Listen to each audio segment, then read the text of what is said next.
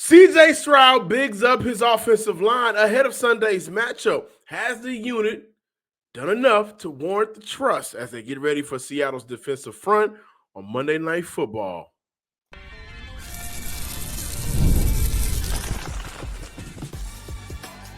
You are Locked On Texans, your daily podcast on the Houston Texans.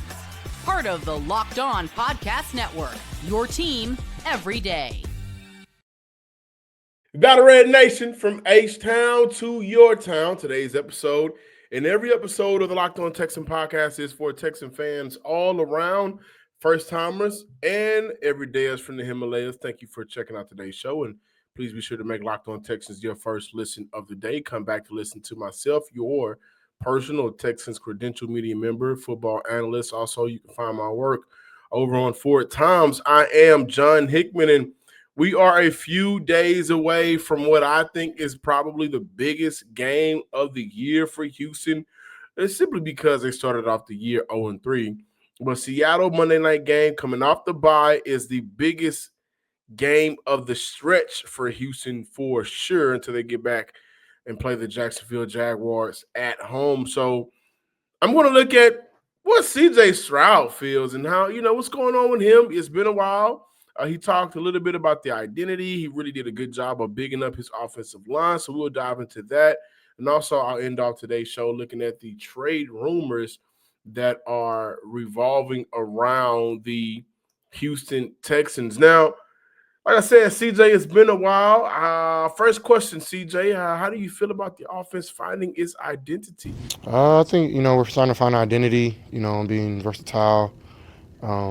A lot of guys test the ball against Baltimore. I think that's a good thing. So some things we can keep up and keep up our tempo and getting out the huddle, just operational things is good. So keeping all that stuff up. I think that's important to, kind of talk about. I do think when you play bad teams, you get an opportunity to figure out what works and execute. And one thing D'Amico Ryans talked about for a good part of the first 5 weeks of the season for Houston is the lack of or the inconsistency with executing. Penalties played a role into that, especially in their first game against LA. The amount of times Houston was unable to kind of establish the run or play it behind the line of scrimmage, that continued to hurt the team. And now you see them playing ahead of the line of scrimmage. You see them in more favorable downs. And I think that when you look at why Houston got to that point, of course, finding the identity also means the lack of penalties. Your identity now is discipline. And so you look at that piece, of course, when you look at finding your identity. But I also think that they kind of know the players and what they do well a lot more. He mentioned, hey, guys are being able to kind of touch the ball. We got multiple guys touching the ball. The tempo, that's playing into the favor for Houston.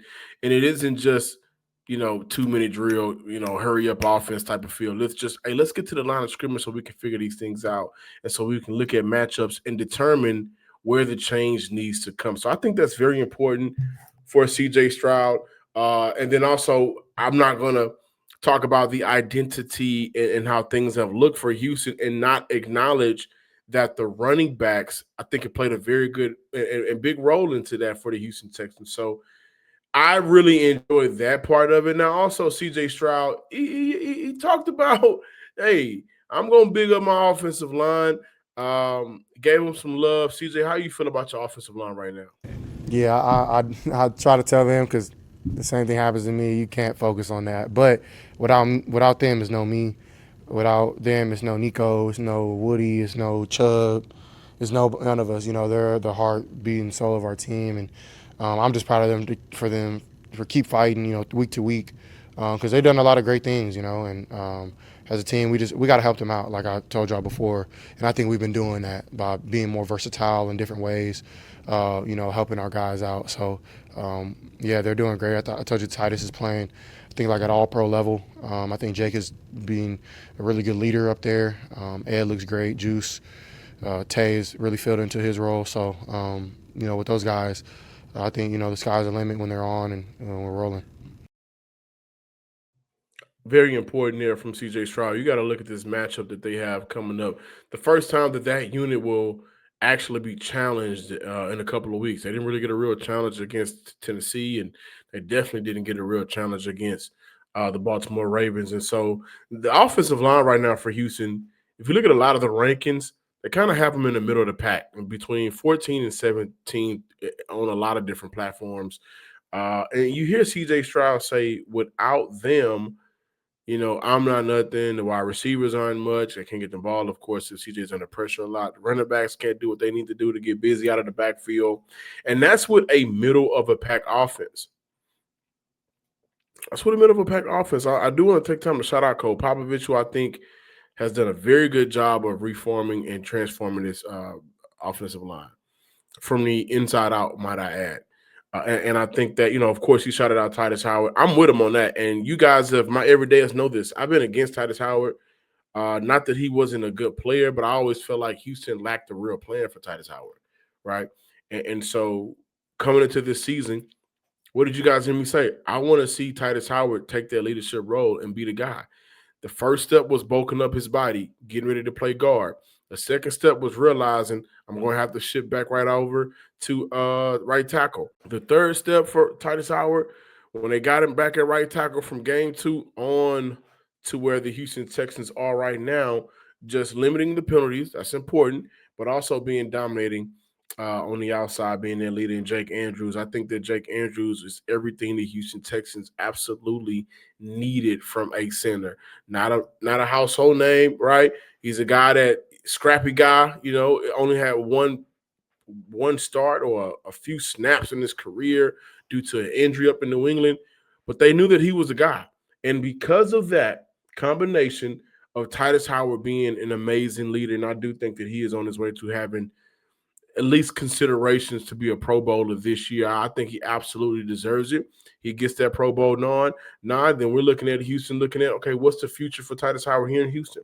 Also, Cole Popovich, taking what the Houston Texans gave him, making the adjustments, all mental adjustments, in my opinion, getting his guy Jake Andrews over, and now this is a middle-of-the-pack offensive line instead of a bottom of the league offensive line. So shout out to the offensive line. There's also some other things that I wanted to hint on for the Houston Texans offensive line when we get on the other side. We got more Locked On Texans talk on the way. Don't go anywhere. I got some numbers that support the offensive line combination that Houston has out there currently has been exactly what they needed. And oh yeah, by the way, Juice Scruggs, yeah, he's a left guard for this team until further notice because he's earned it.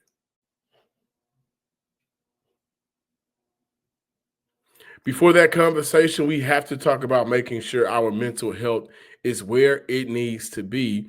This show is sponsored by BetterHelp. October 10th was World Mental Health Day. And this year we're saying thank you, therapists. Life can be tough on and off the field. And behind millions of mental health journeys are therapists who showed up, listened, and helped people take a step forward. BetterHelp is shining the spotlight on those connections while also making it simple for you to find your support that you need whenever you need it. Therapy moments can be life-changing, whether it's learning to be better and better connect with your kids, healing a relationship, or finding ways to manage stress. If you've ever thought about trying therapy, this is a perfect reminder that help is out there and the right therapist can make all of the difference. This World Mental Health Day, join us in celebrating the therapists who've helped millions take a step forward. If you're ready to start your own journey, BetterHelp can find you the right therapist. Our listeners get 10% off their first month at BetterHelp.com/LockedOnNFL. That's BetterHelp, HELP.com/LockedOnNFL. And also, Texas fans, this episode is brought to you by PrizePicks. Every day we make decisions, but on PrizePicks, the right call can actually get you paid. Get paid, young. Get paid. Don't miss the excitement of this football season with PrizePicks, where it's good to be right. Playing PrizePicks is such a fun, simple way to add more excitement to football. You just pick more or less on player stat projections, like Josh Allen's passing yards or Nick Chubb rushing for a touchdown. and you're in the game.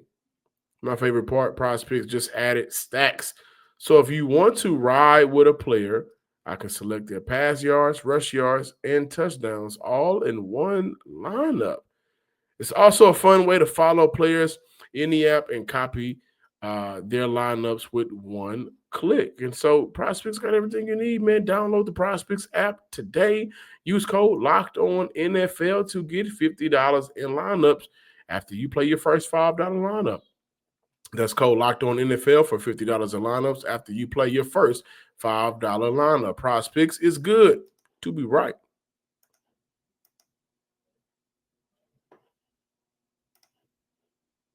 Welcome back, Texan fans, on this Friday episode of the Locked On Texans podcast.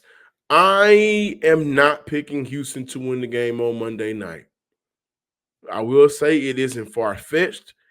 And if Houston does win this game, I don't think there's an excuse to not fully buy into them turning the season around, which I absolutely want to see. Don't get it twisted, because some of y'all think you pick against the Houston Texans and I want to see everything burn down. Absolutely not. I want to see this team turn it around. I want the narrative to change. And I think what we've seen from Houston, they've done a very good job of creating those steps to change that narrative. Monday, it's a different ball game. I have that feeling that everything that I just said, it'll happen against San Fran. Now, again, we talked about CJ Stroud shouting out his offensive line. I thought that was very important. I want to point out that the current combination of the offensive line, which includes Juice at left guard, has the following numbers. In 134 snaps played together, 2 sacks allowed, 2.2 average clean pocket time to throw, 3.17 average time to sack. Both are second best in 3 games, 18 pressures allowed in 3 games. Against the Ravens, 3.32 rushing yards before contact, 4 pressures, 1 sack. Against the Titans, a higher average time to throw in a clean pocket, 2.43. The Jags, that combo, and remember, Houston was still trying to shift Juice in and out. That combo, in not all of the snaps, 0 sacks allowed.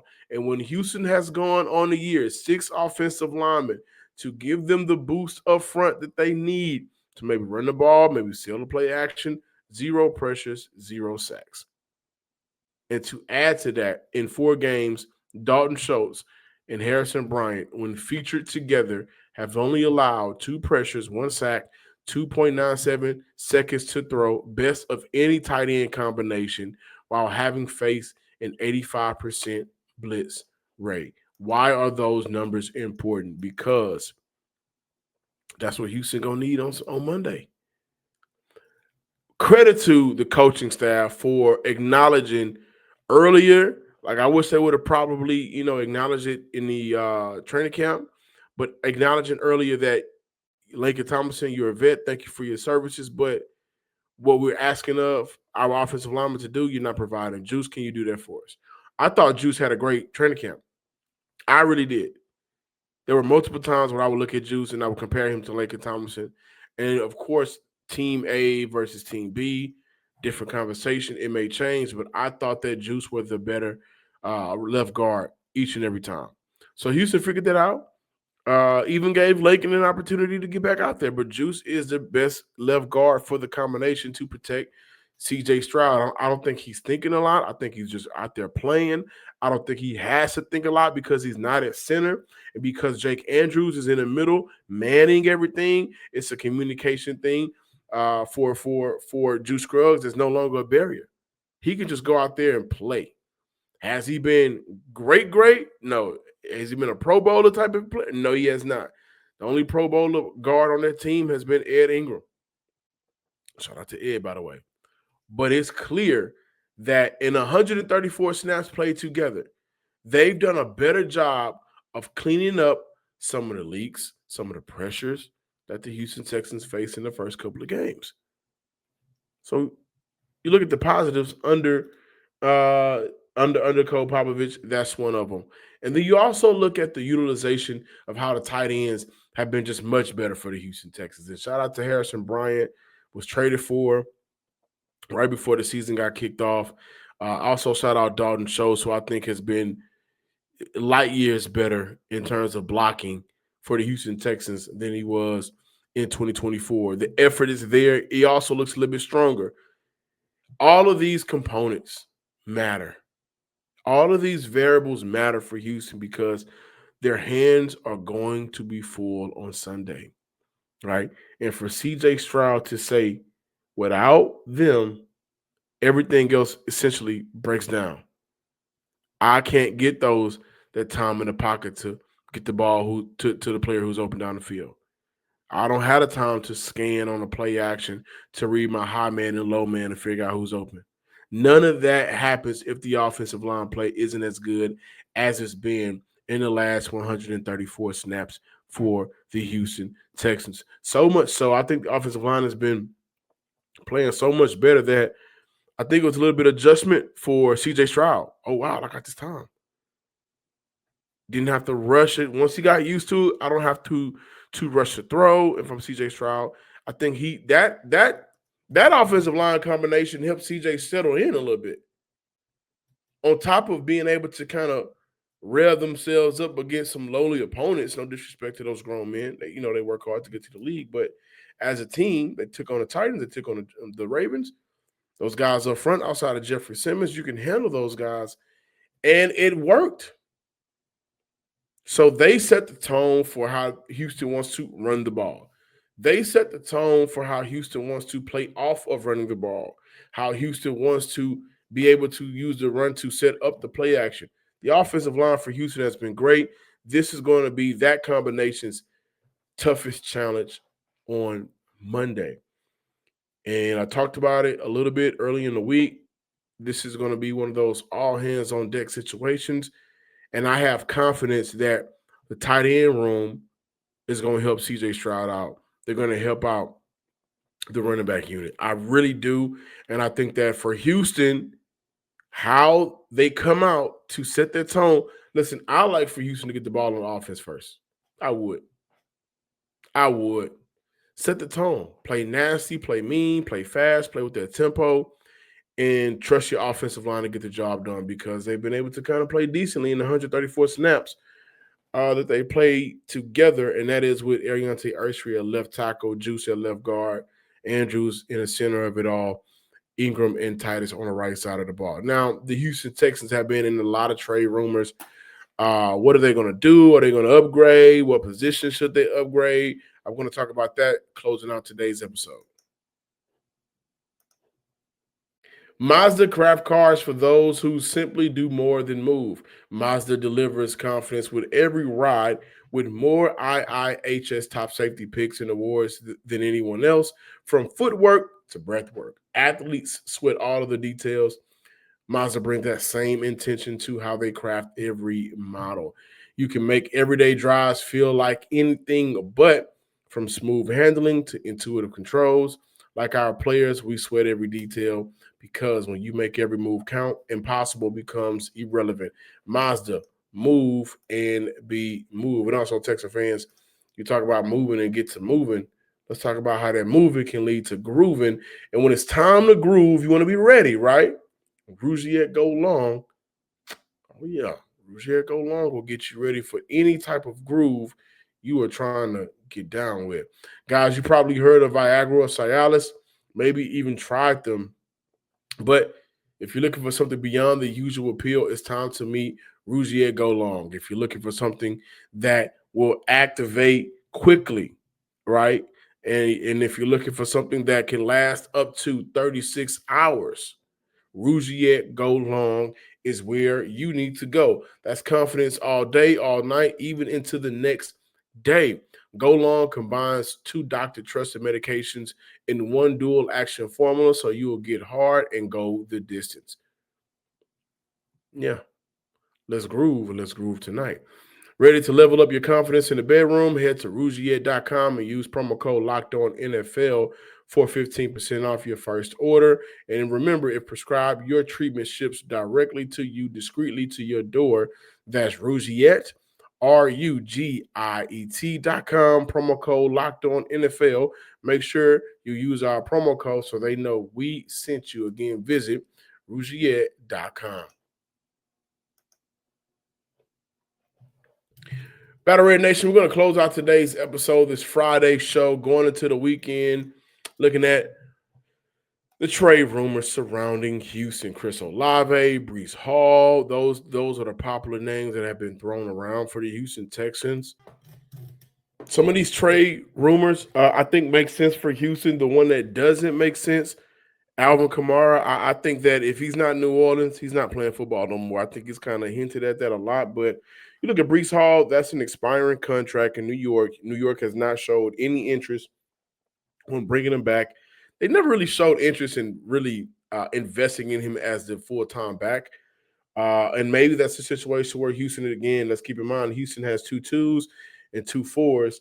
Maybe that's a situation where Houston can work out a deal before the trade goes through. That makes sense for both sides. Also, you look at Chris Olave, his time with C.J. Stroud at Ohio State, 65 catches, 936 yards, 13 touchdowns.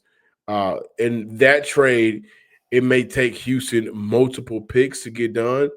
As I look at Breece Hall, running back, we understand how the running backs are viewed in the NFL, though times are kind of changing back a little bit. Teams need those running backs, especially late in the year. But I think the Breece Hall trade would only take one of those picks. Again, Houston 2 2s, 2 4s. Now, when I look at these trades for Houston, I think it's important to keep this one thing in mind. When you trade for a player, do what makes sense. Houston hasn't traditionally done that. The deal that I immediately think of is Stephon Diggs. You trade for him, traded that second-round pick that you got back in another trade, but you void the last 3 years of that deal. If Stephon Diggs is still in this roster, we're not having no conversation around Chris Olave. I wholeheartedly believe that. Okay? Do what makes sense for you, Houston.